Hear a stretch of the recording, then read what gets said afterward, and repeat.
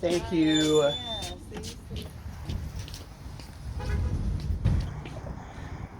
Good morning. We're at Ridgedale Mall in Minnetonka, Minnesota. We're waiting to pick up a Metro Transit Route 645 bus to get downtown to take a Green Line LRT to Union Depot in St. Paul. We are going to Chicago today. We are taking the Empire Builder. No, it only looks like the Empire Builder because it's the Borealis with Superliners.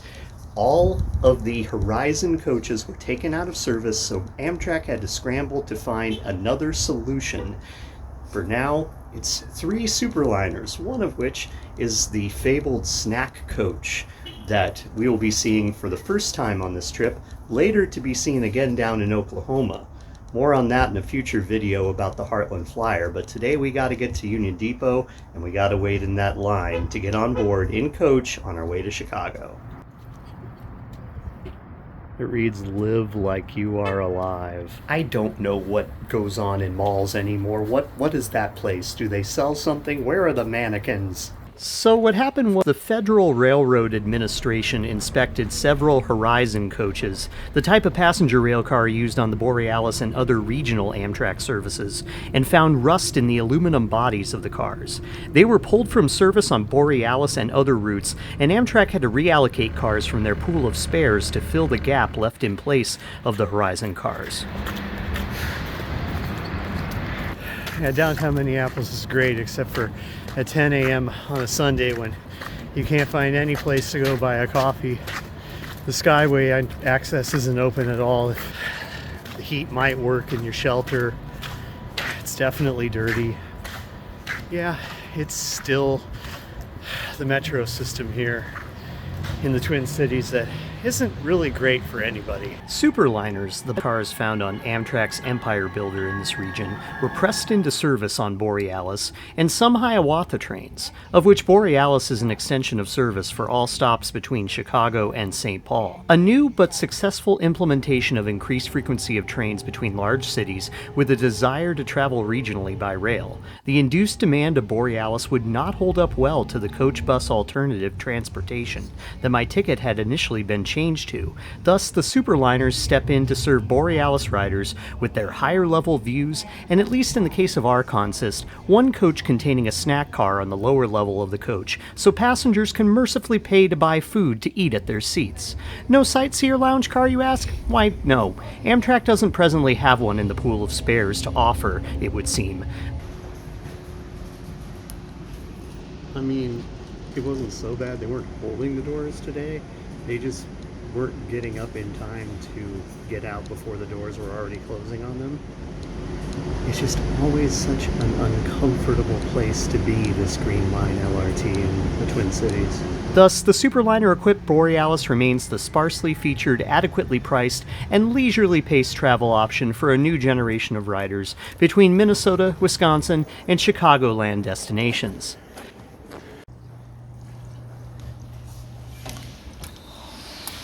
Alright, I can survive a line. I can survive a line.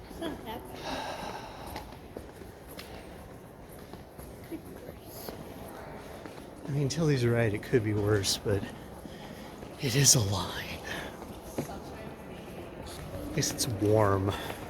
My business class fare was changed to a coach fare, with the difference in price refunded. Superliners have no business class per se.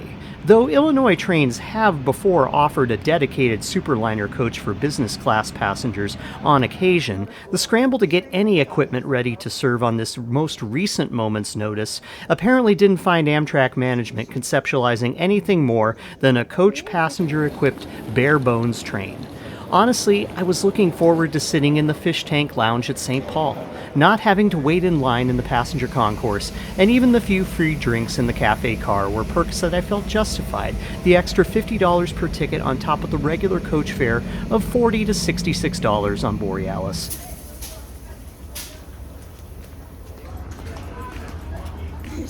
I think we're in the snack coach.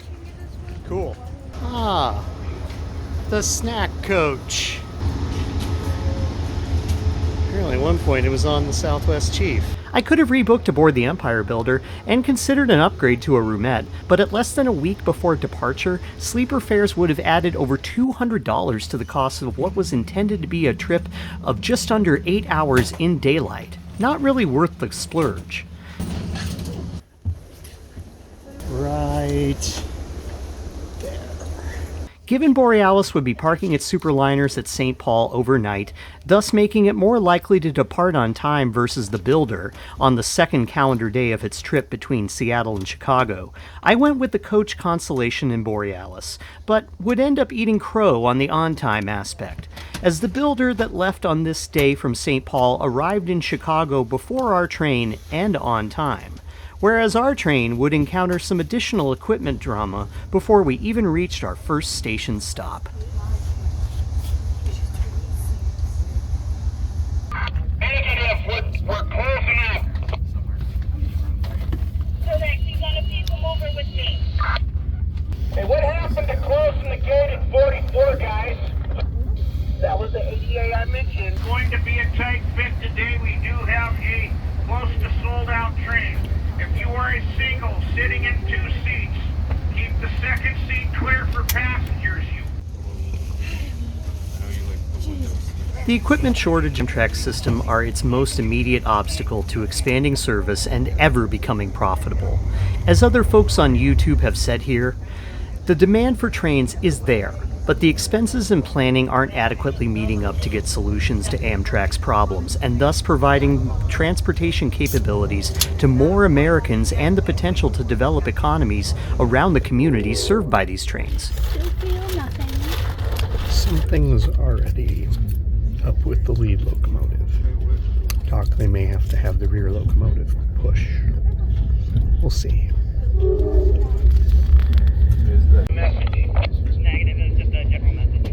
Okay, Roger. I'll give him a call now. Yeah, the traction motor in the locomotive ahead of us has a fault. So the rear locomotive is now providing power for the cars. The AC has yet to turn back on in this car. Superliners, they don't rust, but they kind of run. Hey, good morning, ladies and gentlemen. I'd like to welcome everyone aboard train 1340 Borealis. Joe here in the cafe car. Just let you know, cafe car is open and serving. Now, as our conductor said before, if everyone could please remain in your seats until one of our conductors has come by and scanned your ticket. Once your ticket has been scanned, you're more than welcome to come to the cafe car, again located at the front of the train on the lower level of the first coach car, walking the direction that the train is now traveling in. Go to the first coach car and down the stairs, and that's where you'll find me. Have a nice variety of breakfast items, lunch items, sandwiches, and snacks available for purchase. I swear there must be like 2 or 3 crews, and I always end up getting the same conductor, the assistant conductor. This train is starting to feel more like home than the Empire Builder, although when I'm in a Superliner, I forget where I am.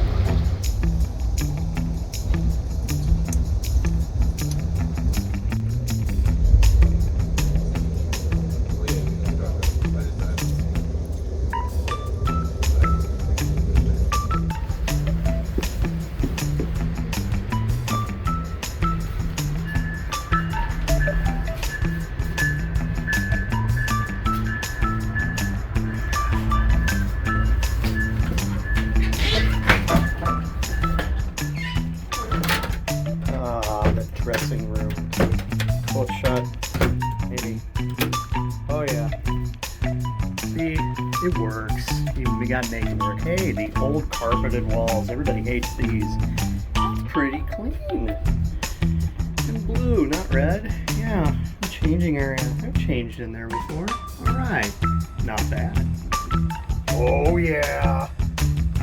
Rather clean, like almost detailed Amtrak bathroom. I mean, to see that that's happening in St. Paul is a good sign. So yeah, the Horizon coaches were all taken out of service because the places in the car bodies where the aluminum meets the iron frames, they were found to be corroding at an abnormal rate. Probably because they do service in the Midwest over the winter time. been known to lay down some rock salt in the vestibules, and that apparently eventually seeped through, and just like everybody's cars up here, they rusted apparently to a point of being bad. There was a big to-do with Amtrak maintenance, knowing about it, management trying to keep it hush, and the maintenance people got fired, and then the management got fired, and then all the cars got taken out of commission, or something like that. Still, the first week since this has happened, I was told this was going to be a bus. And then within 12 hours of being told that, they scrapped together this train set, and it has been running on the route. There's only a few of these snack coaches in the system, and it's cool that we get to have one before we get one later on the Heartland Flyer running from Oklahoma City to Fort Worth. Now this train is packed. As usual, people don't know what's going on when they get on board. They like to talk a lot about like if they've ever taken a train before, just the naivete being celebrated. That's Borealis. That's Midwestern trains in general. Like I say, if we gave people more trains, we just be getting on a train and going places. But I guess first thing we need, like I said in the last video, more rail cars. This one's just a closet. Maybe that's a conversion that happened with the snack coach. All the rest are as expected. Is this a dressing room too? No. Mislabeled. Yeah, that's the snack area. We'll go there later and see what's up. But for now, I'm just gonna kick back and enjoy the ride. Like I was going to in business class, right? Yeah, Superliners are fun. I feel like my other Borealis videos covered this already. This is just a more tangible manifestation of the issues at hand. Amtrak was already short on passenger railcars prior to losing the Horizons, and now passenger capacity is being stifled system-wide by having to spread its inventory of coaches out over additional services nationwide.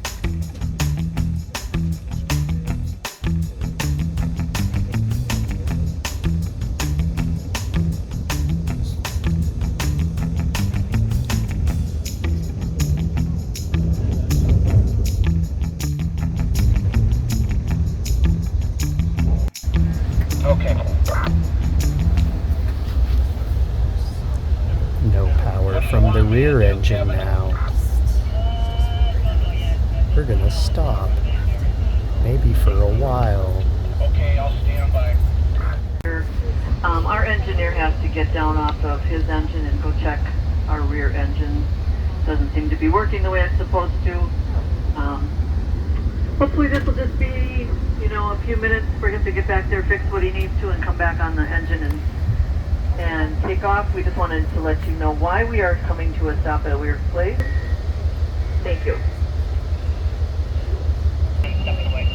Okay, Roger, I'll try to get him with the handheld if you're on the ground. We do have to talk with our mechanical department to do one more thing, and then the engineer should be able to head up to the front and continue on. Again, we do apologize for this delay. Pull it over.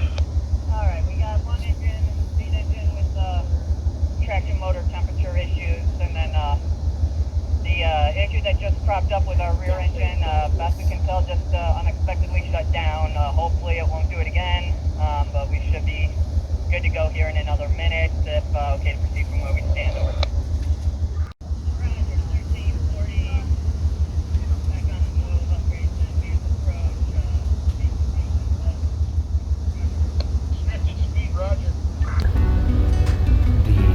Says that he can't get the head locomotive over notch 5, and the locomotive just isn't producing the amount of power it needs to go full speed. They got the rear locomotive out of its computer fault mode. Now we're just trying to nurse the lead locomotive in the red room. At least an hour late, I think. Something about me in this trip from St. Paul, Chicago. I might be cursed this year with on-time performance. Yeah, I was only getting about 450 back here, over. Okay, Roger. Fine. She's spilling some stuff. Oh, okay. Oh, okay.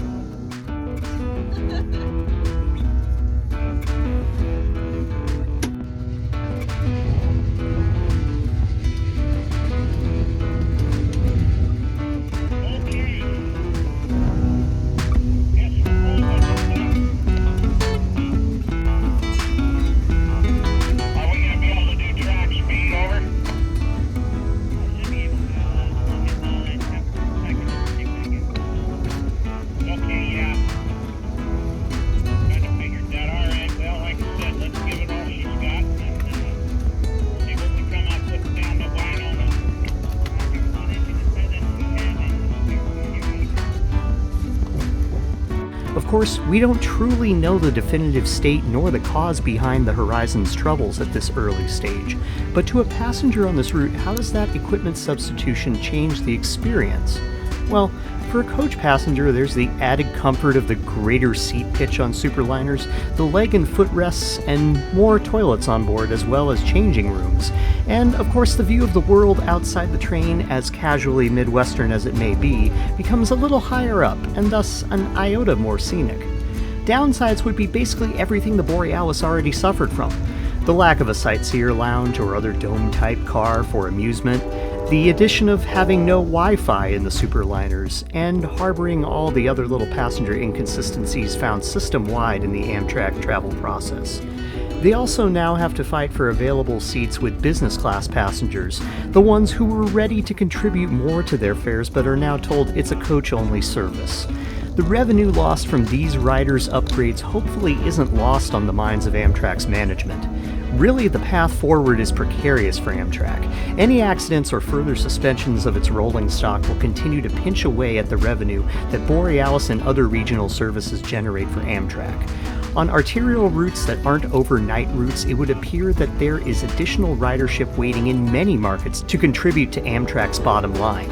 Getting to the point of realizing future services discussed in my last Borealis video are basically moot points until the equipment situation of today gets dealt with.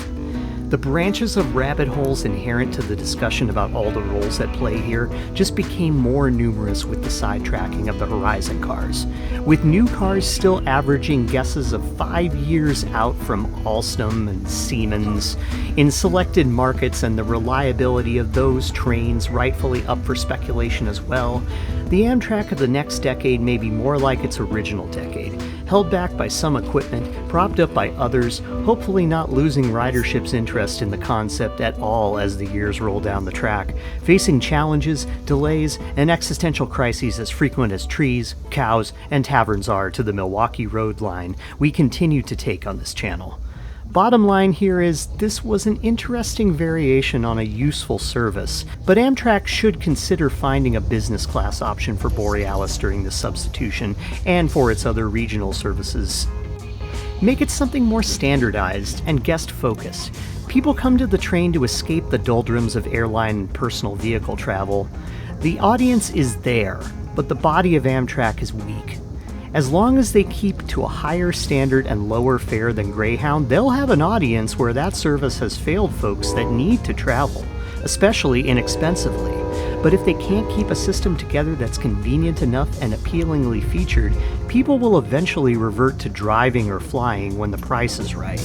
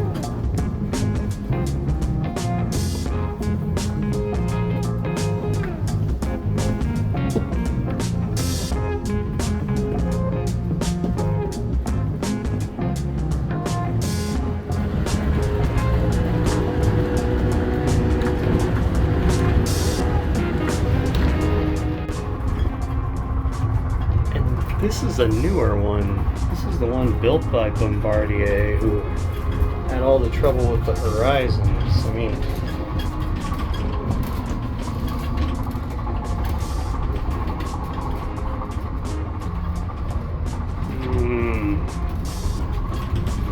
kind of prefer the red walls at this point. Weird.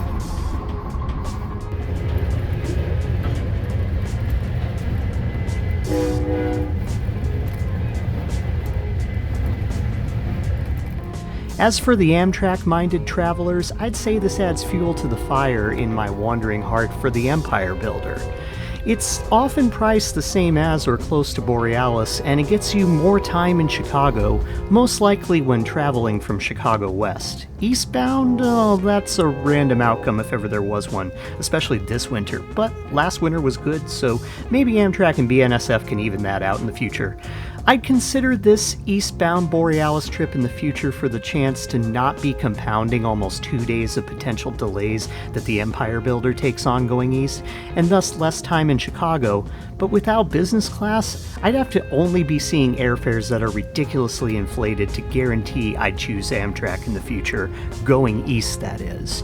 Now, on the Empire Builder there, either trip would be great considering it has traditional dining and the Sightseer Lounge. It's just little things like that that add enough to the value of the ticket, even when you're talking about quite a bit extra. In the end, it's time on the train, I like it, and I'd love to pay for a little bit more food and a few more windows. It's weird how particular travel criteria shape our experiences. I still think Amtrak has some room to play on that with Borealis, so let's hope the horizons are salvageable. You know, not in a scrap metal sense. Maybe something can be learned from investigating what happened metallurgically, and maybe better choices will be made by Amtrak and others in the future. But how long have we been saying that as a society of travelers?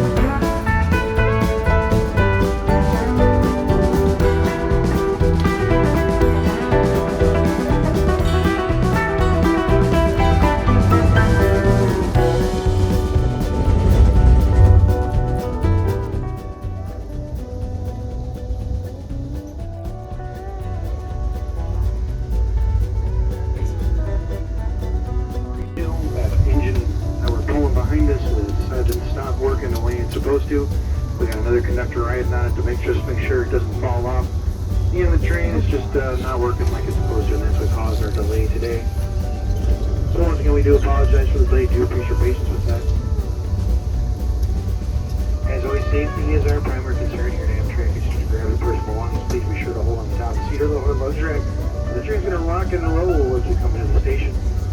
Also, watch out for the best of the areas, the area between the cars, the yellow metal floors.